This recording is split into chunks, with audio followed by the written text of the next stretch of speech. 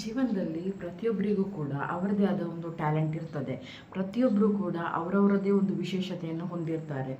ಯಾರು ಕೂಡ ವೇಸ್ಟ್ ಅಲ್ಲ, ಯಾವ ವಸ್ತು ಕೂಡ ವೇಸ್ಟ್ ಅಲ್ಲ. ಒಂದಿಷ್ಟು ಚಿಕ್ಕದು ಕೂಡ ಶ್ರೇಷ್ಠವೇ. ಆದ ಕಾರಣ ನಮ್ಮ ಜೀವನದಲ್ಲಿರೋದನ್ನು ನಾವು ಯಾವತ್ತೂ ದೊಡ್ಡದಾಗಿ ನೋಡ್ತಾ ಇರೋದಿಲ್ಲ, ಚಿಕ್ಕದಾಗಿ ನೋಡ್ತಾ ಇರ್ತೇವೆ.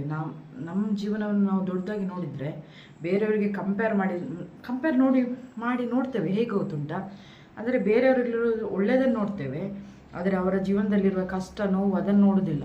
ಅದನ್ನು ನೋಡಿದರೆ ಅವರ ಜೀವನದಲ್ಲಿರುವ ಕಷ್ಟ ನೋವು ನಮ್ಮ ಜೀವನದಲ್ಲಿರೋದಿಲ್ಲ.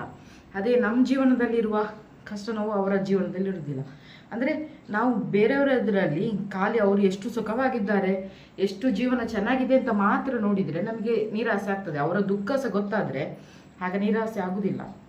ಅದೇ ನಮ್ಮ ಜೀವನದಲ್ಲಿ ತುಂಬ ಒಳ್ಳೆಯದಿರ್ತದೆ, ಆದರೆ ಅದನ್ನು ಗುರುತಿಸುವ ಮನಸ್ಸಿರುವುದಿಲ್ಲ. ಯಾಕಂದರೆ ನಾವು ಕೇವಲ ನಮ್ಮ ಬಗ್ಗೆ ನೆಗೆಟಿವ್ ಆಗಿ ಥಿಂಕ್ ಮಾಡ್ತಾ ಇರ್ತೇವೆ. ಪಾಸಿಟಿವ್ ಆಗಿ ಥಿಂಕ್ ಮಾಡಿ ನೋಡಿ ಒಮ್ಮೆ ಎಷ್ಟು ಜೀವನದಲ್ಲಿ ಇದೆ ಅಂತ ಗೊತ್ತಾಗ್ತದೆ. Every one special, everything is special. ಹಾಗೆಯೇ ಟೈಮ್ ಅನ್ನೋದುಂಟಲ್ಲ, ಹಣಕ್ಕಿಂತಲೂ ವ್ಯಾಲ್ಯೂಯೇಬಲ್. ನೀವು ನಿಮ್ಮ ಸಮಯವನ್ನು ಯಾವುದಕ್ಕೆ ಉಪಯೋಗಿಸ್ತೀರಾ ಅದರಲ್ಲಿ ನಿಮ್ಮ ಜೀವನ ರೂಪುಗೊಳ್ತಾ ಹೋಗ್ತದೆ.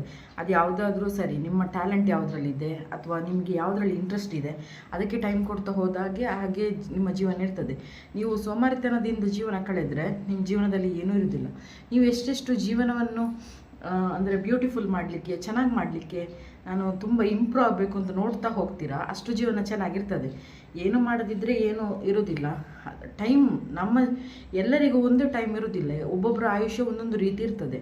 ಯಾರು ಯಾವಾಗ ಬೇಕಾದರೂ ಸಾಯ್ಬೋದು ಅಥವಾ ಯಾರು ಎಷ್ಟು ವರ್ಷ ಬೇಕಾದರೂ ಬದುಕ್ಬೋದು. ಹಾಗಾಗಿ ನಿಮ್ಮ ಜೀವನದಲ್ಲಿ ಹಣಕ್ಕಿಂತಲೂ ಅಮೂಲ್ಯವಾದದ್ದು ಸಮಯ. ಆ ಸಮಯವನ್ನು ಹೇಗೆ ಉಪಯೋಗಿಸ್ಕೊಳ್ತೀರಾ ಅನ್ನೋದರಲ್ಲಿ ನಿಮ್ಮ ಜೀವನ ಚೆನ್ನಾಗಿರ್ತದೆ.